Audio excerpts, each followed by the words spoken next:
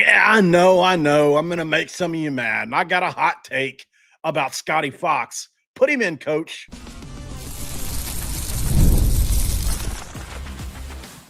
You are Locked On West Virginia, your daily podcast on the West Virginia Mountaineers, part of the Locked On Podcast Network, your team every day. What is up, guys? Welcome back in. My name is Mountaineer Paul. I am your esteemed host. This is Locked On West Virginia, baby, where we're talking about the Mountaineers on the football side of thing and the basketball side of thing today. And I'm excited about it, man. I'm excited to have these conversations. And as you know, I'm usually not alone. We'll get there. This episode of Locked On West Virginia going to be brought to you by our good friends. Did you know we had friends? We do. Game Time. Right now with Game Time, pretty simple stuff. $5. If your bet wins, you'll get $300 in bonus bets on FanDuel. And with Game Time, download the Game Time app, create an account, and use the code Locked On College for $20 off your first purchase. Let's bring on our guest, Troy from Mountaineer Moment. What's up, man? What's up, brother? Happy to be here. This is awesome. Yeah. Appreciate you for being here. Give everybody a sense of what you've done. You worked for Golden Blue News. Is that what it was before? Hail WV. Hail WV. Sorry. Yep. My apologies. Yeah, no, you're good. So yeah, I write articles over there as a contributor through football and basketball season. And then just about a month and a half ago, I was like, you know what? It's time. And started a YouTube channel and podcast called Mountaineer Moment. I've had several years of podcasting experience covering the 76ers, actually, of all things. Not many Mountaineer fans are 76ers fans that I know of, but I am, and had done that for several years. And born in Morgantown, love the Mountaineers, and decided to start that. And so in just a month and a half, we're like 42 episodes in. We're plugging away at it and making things happen over there. So, wow, that's pretty cool, man. Well, congratulations on your new YouTube channel. Appreciate it. It takes work, right? I mean, it does. So, yeah. I'm curious, man. You know, obviously, as you can see, kind of a hot take, right? So I'll ask it this way. Who has more upside, Scotty Fox Jr. or Aaron McKie's socks? I'm ready for Scotty, man. Yeah, look, here's what I'm trying to say. I talked to you about it off camera. I think Scotty Fox is a more developed player. I think he's close to being as good as a runner, maybe not quite as good. Look, Khalil Wilkins absolutely gutted that performance out for us. There's no doubt about it. I think he showed some things as a runner. This team ain't going to win no games running the football. The offensive line is just too bad. It's just a fact at this point in the year. We've seen enough. Scotty Fox has shown on multiple occasions. Yes, he came in during a game where he was thrown into the game and threw back-to-back interceptions. He also threw a touchdown in that game, but nobody wants to mention that. And then in garbage time, yes, it was garbage time against BYU. He showed what he can do. He can throw a beautiful deep ball. I think he can make most, if not all, the throws. And I think you could develop a game plan around Scotty a little bit easier than you could Khalil. I just think there's more upside there. Maybe I'm wrong. I'm wrong. And if I am, I'll eat those words just like I did with Garrett Green when he proved me wrong. We won 9-1. We won 9 games. Yep. I didn't believe in him going into that year. I felt like his ability as a passer was limited, not as limited as Khalil seems to be. Khalil seems to be kind of a home run. He can hit the home run ball. But if you want him to layer it in there, it doesn't seem like that's quite his thing yet.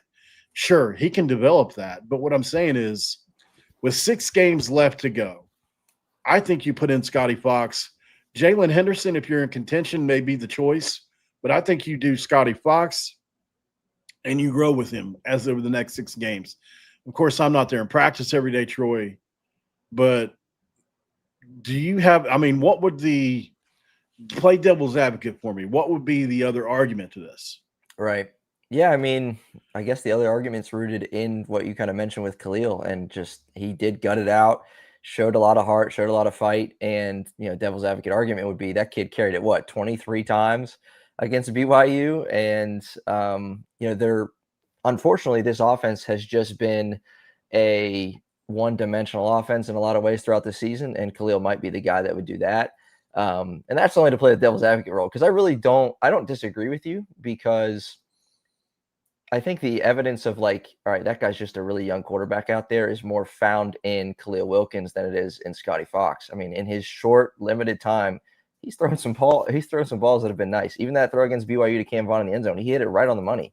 I mean, we're neglecting that because it was like so late in the game and like, who cares? But that was but it was a beautiful throw. You had to make that throw, right? Doesn't matter if it's the first quarter or the fourth quarter, you're down 30. It don't matter. And to be fair, Khalil threw a great ball to him too that got dropped. But you know, so it's not. I do think both, but I think I just get a feeling by watching the tape that Scotty's more prepared for that. Khalil is very. I mean, we saw how many. I mean, it was on tape for display for all of us to see.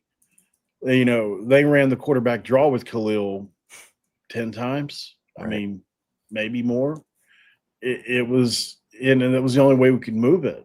It was so to the point to where we injured their linebackers. We ran the ball into the same part of the field too much. You know, so I'm of the mindset like I was hearing, and I can pull up the videos. You know, I said before the season that several offensive linemen told me that when they came on visit, they wasn't hearing about Nico. They wasn't hearing about Jalen. They were hearing about Scotty. Mm-hmm. That's what the people that were coming on business to West Virginia were saying. The future's bright because of Scotty. And I think, let's just go ahead and dive straight in with that. I'm okay with it. Whatever happens, let's grow with Scotty. Because here's what we need to figure out.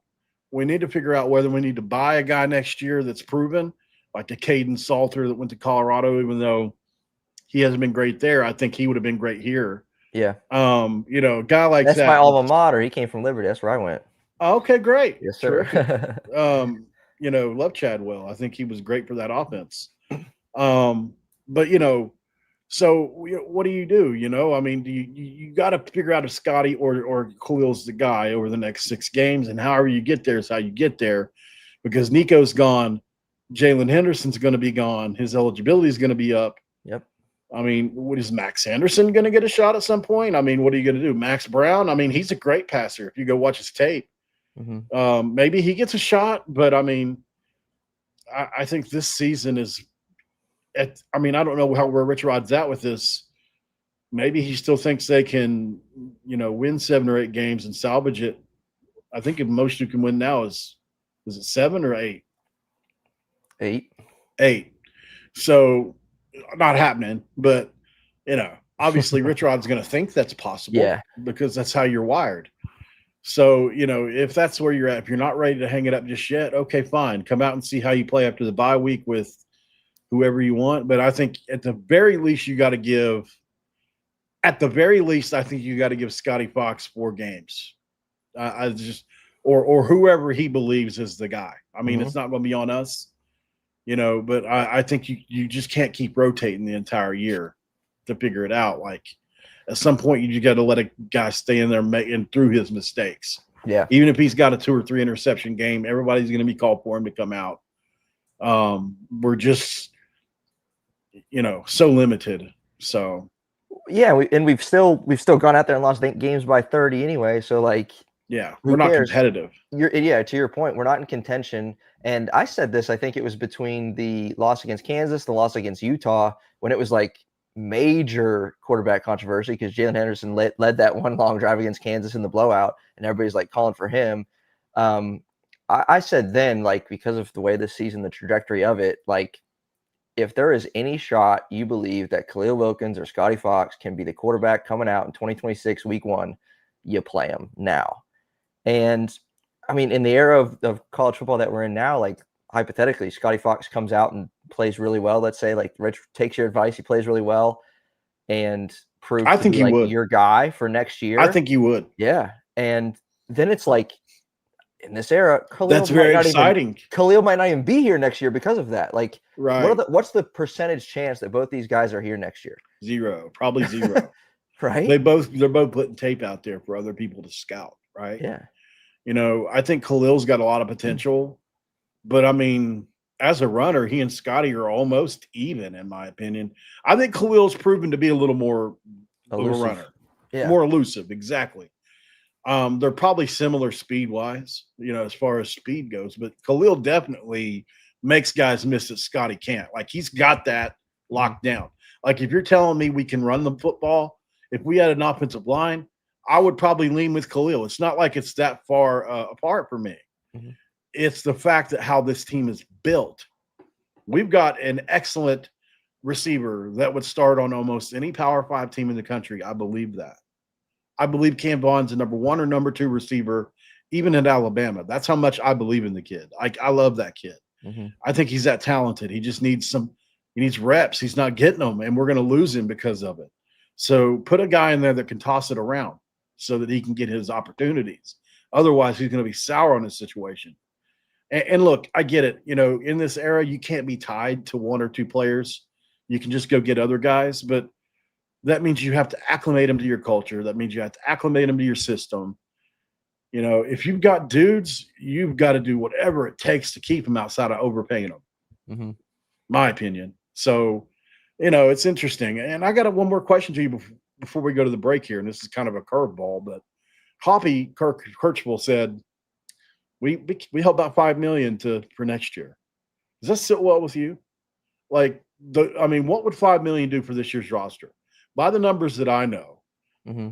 starting offensive linemen are around 500 to 800K, right?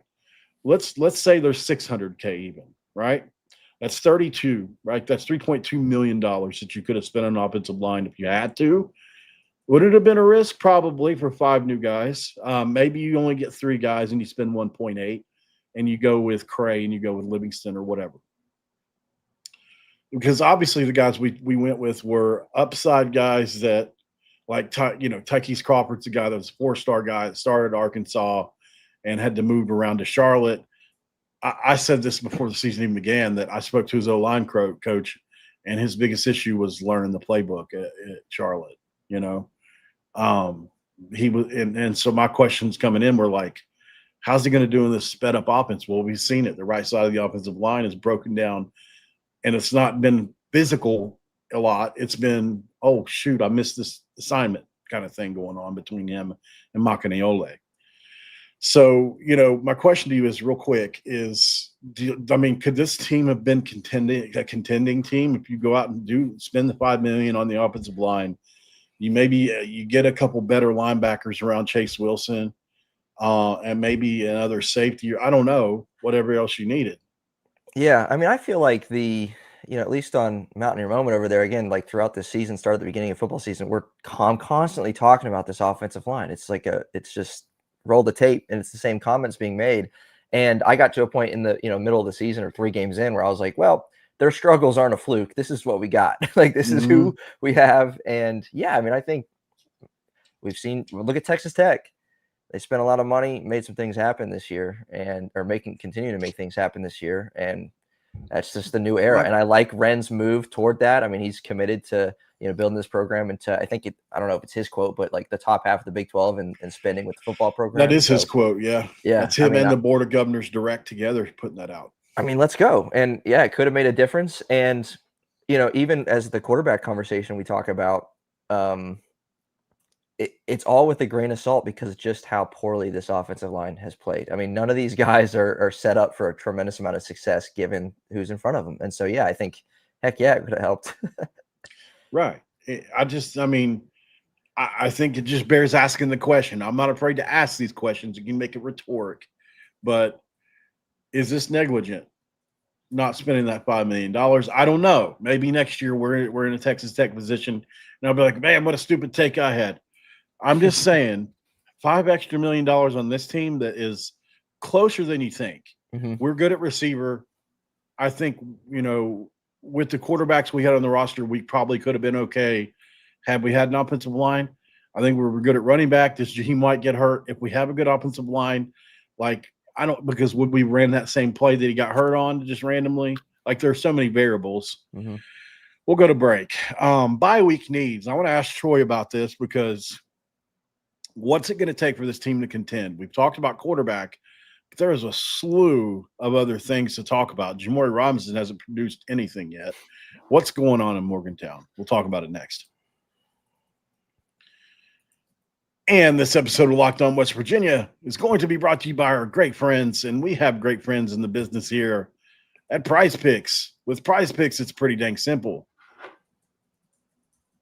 Get paid for picking things. Do you like that? Don't miss the excitement of this football season with Prize Picks, where it's good to be right. With Prize Picks, it's a fun, simple way to add the excitement to football. You just pick more or less on player projections, like Josh Allen's passing yards, Saquon Barkley's rushing yards for a touchdown, or whatever, and you're in the game. I actually like how quick it is. You can make your lineup in under a minute. It's also fun to follow other players in the app and copy their lineups with just a click. If that's what you want, you believe in it. Download the Prize Picks app today and use the code LOCKEDONCollege to get $50 off in lineups after you play your first $5 lineup. That's Locked On College for $50 in lineups after your first $5 lineup with Prize Picks. It's good to be right. It's segment 2. And of course, what do we do in every segment 2? Well, we crack a do. Always cracking do's around here. Troy, what's your beverage of choice? Oh, man. Well, growing up, I grew up primarily in North Carolina. Born in Morgantown, but grew up in North Carolina. I like my sweet tea down there, man. Sweet tea. Mm-hmm. All right, man. Appreciate you for being on here, brother. Make sure to check out Mountaineer Moment, guys. Go shoot him a subscription, shoot him a follow. As you can see, he's knowledgeable and definitely deserves that. Okay, so bye week needs. Give me some things in your mind that you would like to see coming out of this bye week. If you're going to put an article together, give me an article in verbal form about that. Sure. I think first and foremost, obviously, you got to get healthy. I mean, this team, not only are they struggling, but they're banged up, and there's question marks coming into every single game. And so if not for anything, this week off gives you an opportunity to get right, get healthy a little bit. Secondly, I mean, I think just generally speaking, and we said this coming into the season, like Rich Rod teams improve over the course of a season. They just do. That's his history. How much is this team really going to improve? I guess that's less of an answer, more of a question, but like, how much are we really going to see this team take a step forward and show some of that hard edge, right? Like, you're struggling right now. You're 2-4, you're 0-3 in conference. You're getting smacked in the face week after week.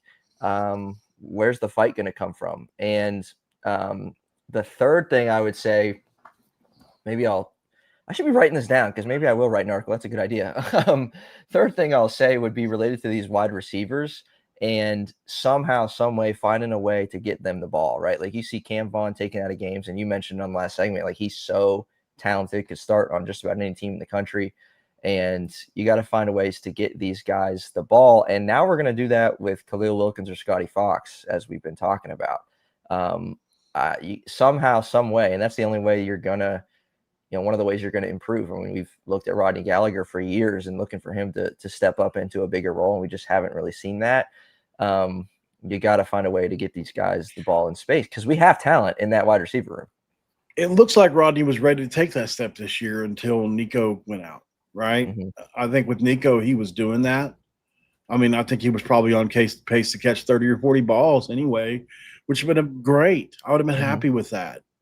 And unfortunately now that, it's not going to happen because in Rich Rod's offense, I mean, you're probably pretty rarely going to see guys catch much more than 60, 70 balls in a year, but yeah, that's fine. I mean, you can, the kind of players he recruits, normally that's big time because you're going to have over 1,000 yards because they're going to be big time explosives.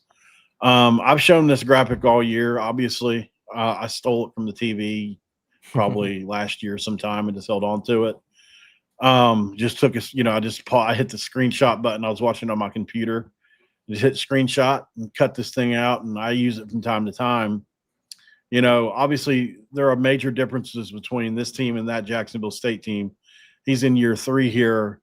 They've got way more depth at this point in time. Obviously more continuity. The culture is probably set. But that team did add 60-something new players, and they did improve after an 0-3 start. So could a 2-4 start be the version of an 0-3 that was? Maybe, especially if you find a quarterback that doesn't necessarily need a ton of protection like a Scotty or a Khalil. But at the end of the day, conventional Rich Rod offense is probably done this year as far as the running football.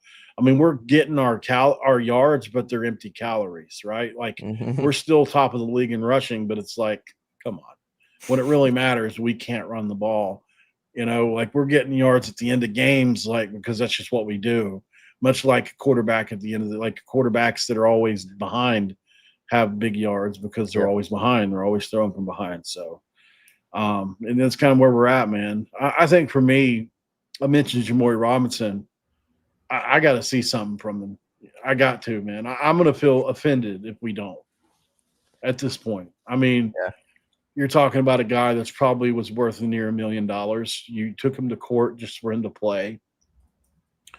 And I mean, he's hurting his draft stock at this point.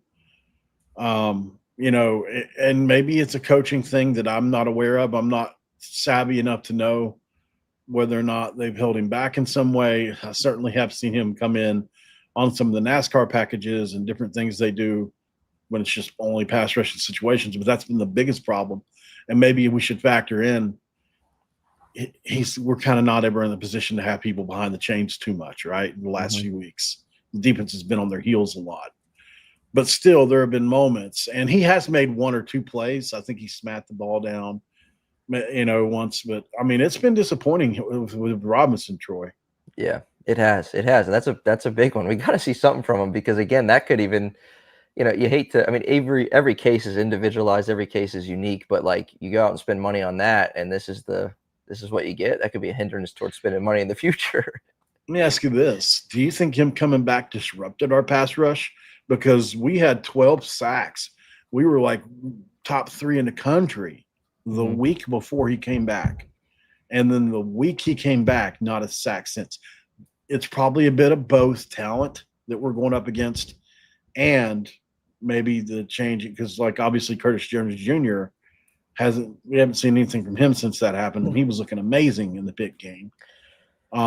Similarly, Chase Wilson, Reed Carrico, they were getting to the quarterback more.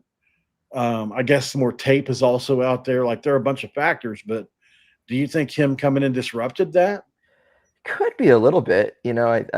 You said it's the week of hot takes, so that could be a good one too. But certainly could be playing a factor. And then I think, to me, one of the notable differences in this defense from non-conference play to Big 12 play has been the inability to stop the run. And I think that's even affecting the pass rush in its own way because teams are just moving it whenever they want to on the ground, opening up the passing attack. Yeah. What happened to, there's a couple of players that I just expected to play this year. Corey McIntyre was one of those players. We'd heard for years how good he was going to be. Where's he been? Like, where did he go? Like, we heard from Neil Brown and company, he was going to be the next big nose tackle or the next big defensive tackle. And the kid had horrible luck, back-to-back off-season surgeries. But, I mean, is he just damaged goods now? Like, is he a roster spot? Like, they kept him after they evaluated everything for a reason, I thought. It's just I have so many questions, I mean, is it really just Hammond Russell and Nate Gabriel deep up there? Is that it? Yeah, crazy. Yeah, I came into this season with, obviously we all did, with lots of questions. New, whole roster turnover, new staff, everything. And I thought week by week, I probably said it, like we're going to get more answers. And here we are 6 weeks in and we have more questions. Yeah. It's crazy. And like, not just like one or two. Now, look, let's just be fair. We're probably the most snake bitten team in the country. Got to be one of the top 5. Mm-hmm. I mean, what do we have? 14 guys or something along those lines that have been hurt. And, if you count I'm a believer. If I got the tape to prove it as well, I could probably pull it up and show it. But Aiden Bustle, I think before he got, well, I can't say what happened, but he obviously couldn't play because of something unfortunate. I believe Aiden Bustle would have been a starting guard. As a matter of fact, I was told that he was going to be.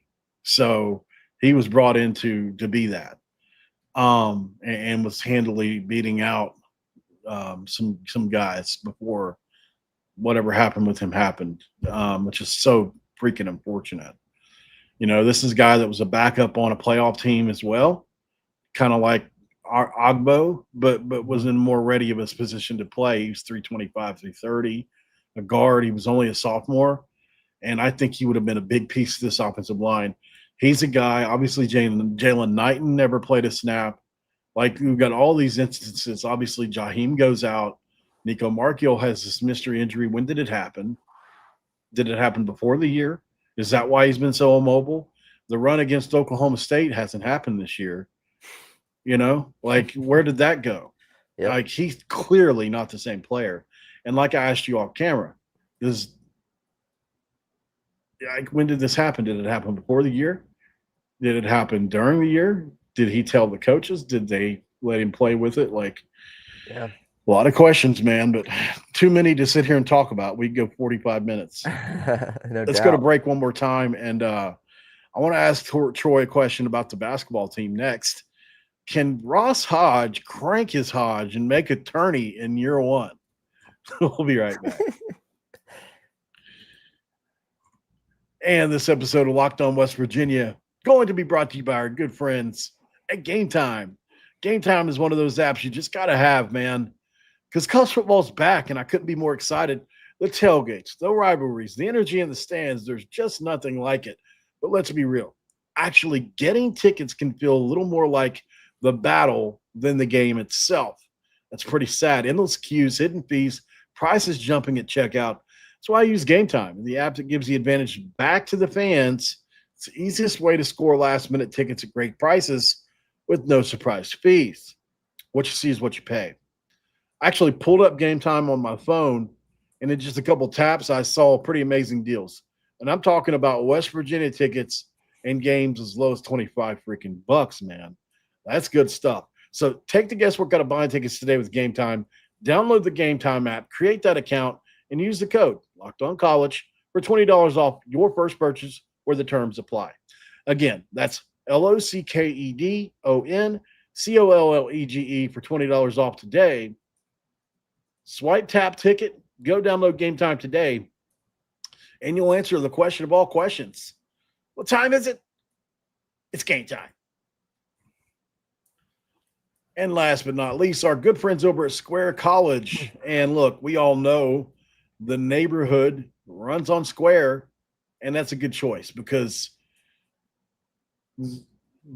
there are certain businesses that make the neighborhood the neighborhood. These places that become an extension of home, whether it's a sports bar dedicated to your team's favorite fan base or the spot with wings in town for game day, that beloved local chain that's been rooted in the community for years, or these businesses that bring people together. When neighborhood businesses thrive, the whole neighborhood thrives. That's the truth. We talk about Kegler's, a place where Rich Rod hosts his show, where everybody goes to watch games. It's a Mountaineer haven for Mountaineer fans. You got to go support Kegler's, man. Square is a proud partner of more than 4 million businesses, neighborhood businesses around the world. You can go to square.com/go/lockedoncollege to learn more. But before you do, go support your favorite neighborhood spot. You'll be happy you did with Square. See you in the neighborhood.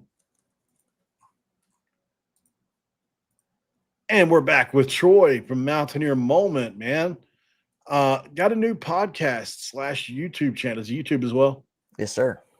YouTube channel, Mountaineer Moment. So that is Troy. He is a Mountaineer fan. He writes articles for LWV. He is the offensive coordinator for West Virginia football. No, I'm just kidding. I wish. Yeah. Fun guest, man. Appreciate you for having you on. I've always been a proponent of I'm not a gatekeeper. Like, I'm not one of those kind of people that if somebody's just coming up in this industry, I don't get insecure about it. I want to put them on a pedestal and support them. I just believe in that with all my heart, Yeah. So I don't like that fake crap. I don't like it. There's Oh so no, much of that. There's so much of it in this space we're in. So I'm not pointing out any names, but there is. So people will pretend like they're friendly, but really they're jealous or they're like, worried. I don't know. It's like there's room enough for all of us, man. I promise you, guys like in the chat, like Drum Wolf, Mountaineer Lair with Kenny, Ranger Buck. I can go on and on. Raven, Shaq, all these people. I could name Drum Wolf and all these guys, Mr. John, everybody. They'll all go watch all these shows. It's just a fact. They'll go watch them all. So it's not like they're just choosing one. Some do, but go check out Troy, man. He deserves it. Yeah, I appreciate that. I'll say real quick too. I mean, I see that genuine attitude and approach in you and your work, and I'm not going to fangirl too much here, but man, I'm happy to be here. This is really, really cool. So thanks for having me on. Yeah, no problem, man. Don't forget to enter the chat, Clay. You got to enter the chat, man. Okay, Troy. Let's shift gears for a second. We can go over a couple minutes, man, because it's a special occasion having you on and trying to get you promoted. Ross Hodge is doing things. We were talking about it before the show. I don't want to say no Mountaineer coach has ever done, but because look, Bob Huggins did have guys like, Deuce McBride was a pretty highly rated 3-star, close to a 4-star. Obviously, Devin Ebanks was a 4-star guy. Devin Williams was a big time get. Like Oscar Sheway was a big time get. We don't say that name. We don't. I know, true. And then the portal haul that we had that year with Jesse Edwards and Kirk Carissa and all those guys were big names. Yeah. But what Ross Hodge is doing in year one, without ever playing a game yet, this dude's got 5-star Miles Sadler coming in October. And I looked at it earlier. Amir Jenkins, 4 stars. Alio Doom, 4 stars in most places, although he's 3 in some, but composite 4-star player. Today, Whitty, Kingston Whitty, I always want to say Whitty, 4-star player. What's the other one? Forsyth, Jaden Forsyth, 4-star player, flipped from Xavier, random in 2 years in a row. We flip a 4-star Xavier guy. What Ross Hodge is doing on the recruiting trail is unprecedented a good enough word, or is that too far? It might be unprecedented, especially given the circumstances again of him not even playing a game yet with this and not being real known, really, right? It's not like he's Coming Dusty from North May. Texas. Yeah, exactly. He's making things happen before he steps foot on the floor. So it's really encouraging. And I think it's what we needed, man, as a fan base to recruit from what we just going to go swing for the big guys. Yeah. Yeah. I mean, we're coming out of we thought we had our guy, again, maybe not a name we definitely don't speak of. We thought I had our guy, and then we get gypped in March, and now, there's a lot of hurt, and Ross Hodge is rebuilding something cool. Hurt people. I want to go hurt somebody. No, I'm just kidding. So we were talking about before the show, like we were reminiscing about, how Rim Baker and company were kind of catching hell for this. Let's share the screen. Before the year, this is on March 26th, right after Ross Hodge was hired. Some people were calling it propaganda.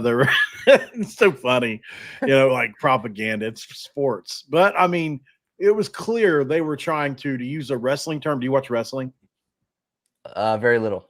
Okay. Well, there's a term in wrestling called putting over, right? In other words, if I'm an old-time wrestler and I'm established, but I'm like, you're new, and my job is to make you look great, right? I'm putting you over. Similarly, I feel like these guys were called out to kind of boost Ross a little bit to the West Virginia fans that were questioning this hire. And I think fairly so in a sense, because none of us really knew, but it did help to have these people. And if you look here, you have the huge names, national championship head coach Scott Drew. Ross is a tremendous coach and leader of young men. He will do a terrific job at West Virginia. He's a home run hire. That's a big, big phrase there. and the Big 12 just got better. What about Grant McCaslin, who Rim Baker knows very well? Ross Hodge is the ultimate winner, an elite basketball coach and knows how to help his teams be the best they can be on the court. Separator is his love for people and genuine relationships. I wish I could underline genuine off the court that give him the trust required to hold his teams to a championship level. He'll win big at West Virginia, but what I respect most is he's an awesome husband and friend. And finally, Fran Fraschilla, who is a West Virginia friend, might as well be a West Virginian. West Virginia made a very good hire in Ross Hodge. He's a very capable basketball coach, quietly, super competitive and smart. He has already been around coaches who have been successful in the Big 12, and I expect him to do the same in Morgantown. And then lastly, Dusty May, who he said West Virginia is hiring one of the best young coaches in the country. Ross possesses the grittiness, emotional intelligence. That's an interesting phrase there. Emotional intelligence is something that very important in life, and humility to be successful at any level of basketball. He's won at every stop, and I can't imagine that changing in Morgantown. I couldn't be more excited for Ross and his family. And even he went on to say in another interview, Troy, Dusty May, hey, look, he took Brendan Lorient and made him into something that I was trying to get and couldn't. Yeah. So he respects Ross for what he's done with his own very former player that he couldn't get to rise. And I mean, he couldn't get enough out of him to win a national championship. They got to the Final Four. Right. And he was like their sixth man. But, he's like, listen, Ross unlocked him. So have we underestimated Ross Hodge? Maybe, man. I mean, can we get to the tourney in year one? That's the question. Basically. Yeah. Absolutely. And then again, I mean, this is an unprecedented. You want to talk about just the roster turnover, the coaching turnover that we've gone through as Mountaineer fans the last few years, and the pieces that he's brought in. It was quick, but it was also thought out, right? Like there was times throughout the offseason, you remember, and we're just waiting for the right pieces. He wasn't just coming in and jumping just to fill a roster. He was filling a roster with purpose and intentionality. And I like what we got. And I like our coach, preaches defense. Going to be good to get back to that. And I don't know if it's just the football fan speaking out of me right now as 0-3 in conference play, but I am pumped for basketball season, bro. Let's go. I am too. I just want to be competitive and winning again. Yeah. This roster is super unique. I have a lot of thoughts about it. We'll go over it quickly, Troy. You can point out anything you're different than you may like, but I like Brendan Lorient as one of the starters on this team. I think he'll be great in the 4 spot. He's a super bouncy, can bounce his head off the rim, elite athlete, 6'9", 215, should be able to rebound at a pretty high clip. Obviously, Honor Huff is going to be a dynamo that a lot of people wonder about his defense. Yep. I get it, but he's a steals freak. Gets a lot of steals. Jasper Floyd is a lot bigger than people realize at 6'3", 190. So he's not exactly a small guard. Yeah. He's a tough guard. I liken him to Joe Toussaint, except a little bit better of a smooth scorer. Yeah, I loved Floyd's press conference a couple weeks ago. I loved the way he spoke there. Very mature, right? And then you probably go with, obviously, you got to toss in Harlan Obioha as the other starter with the Eagle staff. Yep. So those will probably be your 5, right? Did I name 5? Yep, you did. So, yeah, it's going to be probably Lorient, Floyd, Obioha, Eagle staff, and Huff. Yep. So those are your guys. Behind them, I think DJ Thomas is very underrated. A lot of fans don't like they're questioning our size. DJ Thomas is a 6'7", 210-pound freshman. That's a terrific rebounder. I don't think a lot of our fans know about him yet, but they'll get to know him. And then off the bench, we've got a ton of scoring punch, Troy. I mean, a ton. Morris Agusic, 40. I mean, there's all these 40% three-point shooters that we have, too. Like, Jackson Fields is 6'8", 210. You know who the biggest sleeper on this team to me is? Chance Moore. I love him. St. Bonaventure, 13 points a game. Yeah, you remember what he did to us in 2023? Oh, yeah. In Morgantown with Missouri State. I pulled it up. 24 points He hit 5 threes in the opener against Missouri State in a 67-59 win for the Mountaineers. But remember that? I mean, full circle moment. Let's go. Get him in the Coliseum. We've seen what he does there. Yeah. Look at that. Hey, Chance Moore, 6.5 rebounds a game. That'll work. That'll work. That's bordering on elite. He's a sleeper to you me. Get 2 more a game, 2 more rebounds a game, you're in that elite category, right? 8 to 10, you're as good as anybody else. And he's been an Ironman, 31 to 32 games, 13 points, and he can stroke it, like you said. I think we're better than people think. Mm-hmm. Do I think we're a top half of the Big 12 team? No, I'm not saying that. But do I think we're in that realm of last year's team and maybe a little better? Yes, I think we can be. I think we can be right there on that bubble, if not a little better. 20 wins-ish in that range. And I think that's a great first year for Ross Hodge.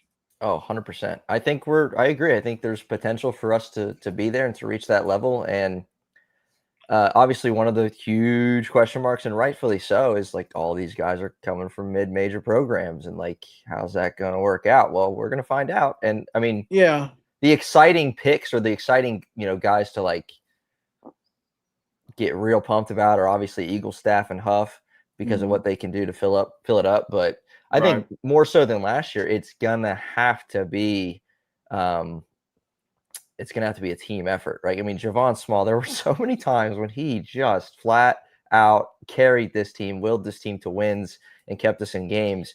This year, there's not Jasper Floyd's the starting, one of the starting guards, and he doesn't bring the scoring punch, obviously, that Javon does. Otter Huff's smaller size, he's gonna have to adapt a little bit, but like you're gonna have to do it by committee, and I think we're built for that, as you said. There's guys that can score off the bench too. I think Amir Jenkins is going to be right away a really good player. Yeah. Like, I love Amir Jenkins. Have you seen a bunch of his tape yet? Yeah, I have. He's an elite basketball player, man, at the high school level. So we'll see what he can be in college. Jaden Forsyth, like we've got 1, 2, 3. Well, no, 2 4-star high school basketball players on this team. I forgot Diem isn't until next year. So and then who else we haven't talked about is Brendan Lorient. Like, he's a very good player. I don't think people realize like this guy can bounce his chin off the rim like, at 6'9". He's probably got a 30-inch vertical. So it's going to be an interesting team, man. I appreciate you for being here. I wish we could go a little longer, but we can always do another one sometime. Make sure everybody knows where they can find you one more time before we bounce. Sure. Yeah. Mountaineer Moment, relatively, I keep saying brand new. We're 42 episodes in at this point in a month and a half, churning out episodes left and right, loving it, covering Mountaineer football and basketball on YouTube, Apple Podcasts, Spotify, you know the drill. So we'd love to have you come join us over there. Thanks for coming on, man. Make sure all my buddies in here, go over there and say hi, hit that subscribe button. I better see him at least get 30 or 40 subscribers from this. Matter of fact, here's what I'll do. I'll give away $50 to somebody publicly on the show. Go over there and subscribe. And then he can tell me if it worked. If nobody goes over and does it, then they don't. But $50 is on the table. He'll have a list of people who subscribe beyond today. And then we'll give out $50 publicly on the show, right on PayPal. I'll send it live right on the show. So if you guys want to go over there and subscribe, only prerequisites that is got to at least get 15 subscribers for that to be the thing. So make sure, bump their show up a little bit today.